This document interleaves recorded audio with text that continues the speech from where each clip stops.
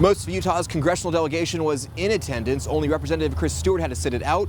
His office said he had every intention of going, but couldn't because he was exposed to COVID and then began experiencing symptoms. Former Congressman Democrat Ben McAdams was also there. Lawmakers on both sides agree it's time to turn the page to heal the country's divisions. It's a special moment every single time. Congressman Blake Moore heard Joe Biden's words. Politics doesn't have to be a raging fire, destroying everything in its path. Now the Republican in his first term hopes both parties can reach across the aisle and get to work. The country does need some unity. That was the theme of the message. And everything to this point, it's talk, but that's expected. And hopefully we can continue to show that and work together. It was just 2 weeks ago when an armed riot took place on the same steps where President Biden took the oath of office. The physical damage now repaired. Congressman John Curtis already feels the winds of change. The mood among my peers here, both Republicans and Democrats, was a kind of a start over, a renewed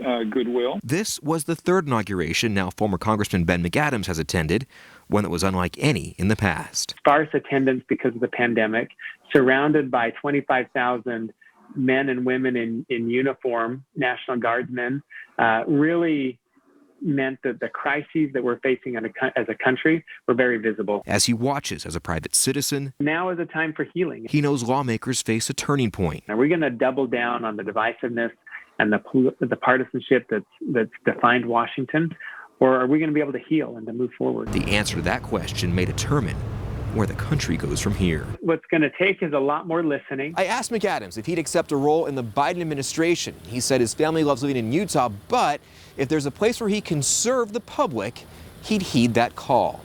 On the Hill, John Franke, Fox 13 News.